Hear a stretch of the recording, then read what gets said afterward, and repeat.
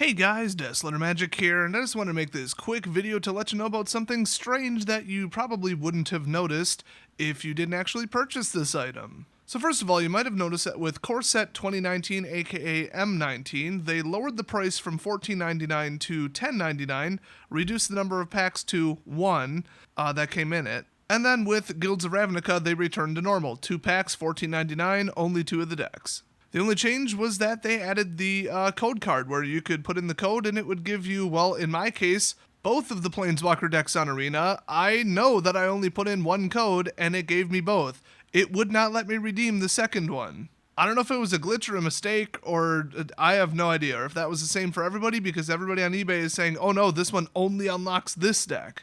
Who knows, but a little bit of added value there, and I like the 2 boosters a lot better than 1. What I didn't love this time around is that 1 had a clear advantage over the other, like blatantly not even on the same planet advantage. So if you had 2 friends and they each pick up 1 of each, one's gonna win 95% of the games. But because of that ridiculous variance, sometimes you could open the 2 boosters and then use that to improve the deck. That's a typical way of doing a Planeswalker pack battle. 2 packs will get you a lot further than 1. The only reason they went to 1, in my opinion, is because people probably wanted the front cards from more than 1 and they didn't want to drop 15, they wanted to drop 11. Like if you wanted 3 of them, were you really going to pay 15 a piece when you only needed to drop $30 on 2 of them before? So the code card was the only change, right? Apparently not, and it just absolutely kills me that I don't have a case of them still available to reference, and I couldn't find an image of them online either, like nowhere. I seriously looked for like 15 minutes. Please, some store owner who by some miracle has this, check the case packaging. Where does it say they were created? Because remember, Battle Bond was created in their Japanese printing facility for worldwide. And the reason for that apparently was because the Japanese printing press had higher technology and optical sorting that the one in Texas didn't have, and so they could put the 2 matching cards together. They could make sure that they were always, like the partner with, were always in the same pack. It wasn't about paper quality, it wasn't about ink quality, it wasn't about curling cards, nothing. Remember, it was on purple core paper, not blue. And that's where this gets incredibly weird, because before that, I think it was M19, it actually might have been Dominaria, one of the 2. They had announced that they're using a new coating, and I think they actually changed it for Dominaria and then also again for M19, and I think they changed it for Guilds of Ravnica again too. They made this whole big song and dance about, oh, new coating, oh my gosh, new coating, while dancing around the issue of them curling, and then it turned out they still curled, they just had a different friction coefficient. And honestly, they kind of felt a little bit like the Russian cards. I didn't love them. So we had Battle Bond, which was wonderful. Perfect coating, perfect ink, perfect paper. Absolutely wonderful. So when I opened a couple booster boxes of Guilds of Ravnica, I'm like, okay, they're back to kind of whatever, they did a more subtle coating, or maybe they kept it the same. I don't know, it's so damn subtle. Well, then they changed it so many damn times, I have no idea if they rolled it back or went to... I have no idea. But what I do know, and this is going to be mind-blowing to you guys who didn't notice this, and if you opened one, you noticed it, the Planeswalker decks, those cards, are printed on completely different paper or have a completely different coating. And actually, let me revise that. They're on the same paper as far as I can tell, because 1, they curl like crazy, and 2, I ripped one in half and it's not purple core, it's blue. So I don't think they were ran off in Japan, but they were extra slippery, which is a feature of the Japanese cards. If you roll around some Battle Bond cards in your hand, you'll know that they're very Japanese. So they either had a completely different coating, and they just were like, let's try 2 coatings at once. Put 1 coating on the Planeswalker decks and put a different coating on this one. Or it was still blue core paper, but it was a slight variant.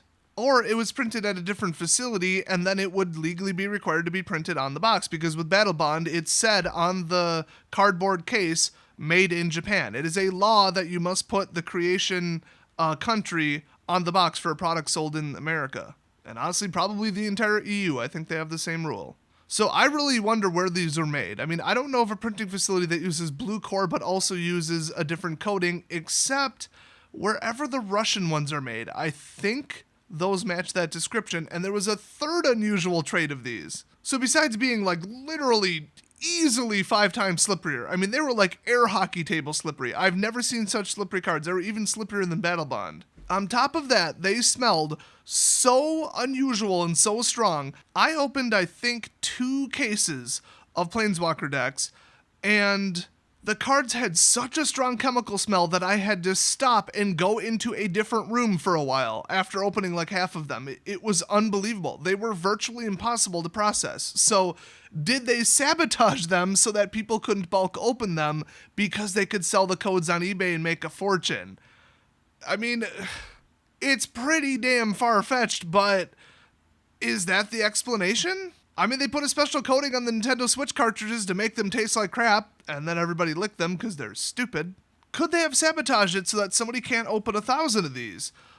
I mean, I don't have another explanation. I don't know why they would have done it. And the other thing is I totally don't remember if the cards in the booster packs were different than the cards in the deck. I think they were.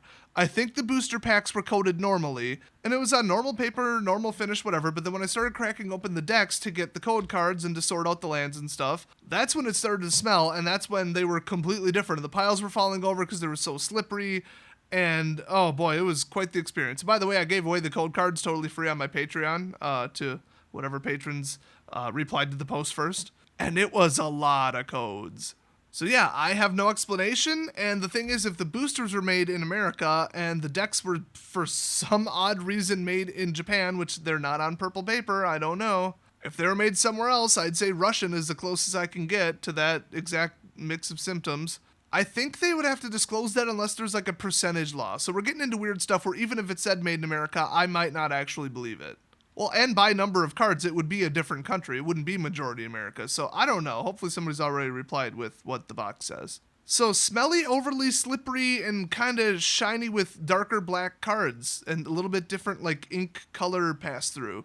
It's so random. It's so unexpected. There's no purpose. Wizards didn't say anything about it. Is it an experiment? Is it a sabotage trap to make everybody's place smell so that they couldn't open 100 of them? I don't even know what to believe at this point. It was just really, really weird. And you guys probably saw the same thing. If you opened one, you're probably like, wow, these are completely different cards.